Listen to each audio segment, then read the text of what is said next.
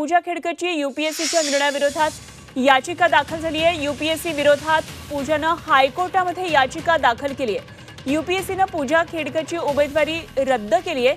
कारणे दाखवा नोटीस बजावल्या विरोधात पूजानं ही याचिका दाखल केली आहे। महत्त्वाची बातमी आपण पाहतोय। पूजा खेडकर संदर्भातली यूपीएससीच्या निर्णयाविरोधात पूजा खेडकरनं याचिका दाखल केली आहे आणि या संदर्भात आणखी सविस्तर तपशील जाणून घेऊया। आमच्या प्रतिनिधी उर्वशी खोना सध्या आपल्याबरोबर थेट दिल्लीमधून संपर्कात आहेत। उर्वशी, अत्यंत महत्त्वाची बातमी, पूजा खेडकरनं आता यूपीएससीच्या निर्णयाविरोधात याचिका दाखल केली आहे। काय नेमके तपशील आहेत?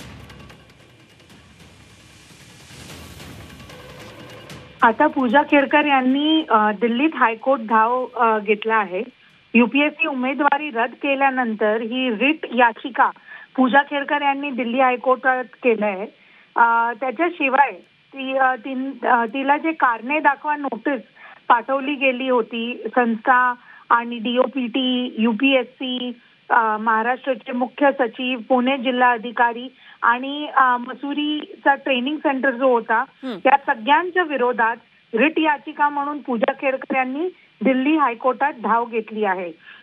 या सर्वांनी कारणे दाखवा नोटीस पूजा खेडकर यांना जारी केली होती।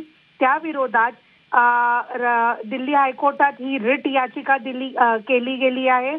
आज हा पूर्ण केस मेन्शन केलं जाणार दिल्ली हायकोर्टात। ही याचिका काल रात्री जी आहे ती सबमिट झाली आहे किंवा रिट दाखल केली आहे पूजा खेडकर यांनी आणि आज हा मेन्शन करणार तेव्हा कळून येणार की कधी एक्झॅक्टली सुनावणी आहे या पूर्ण केस बाबत। ठीक, उर्वशी, जरूर लक्ष ठेवून राहा या सर्व घडामोडींवर। वेळोवेळी आपल्याकडून अपडेट्स जाणून घेत राहू। तुर्तास धन्यवाद दिलेल्या माहितीसाठी।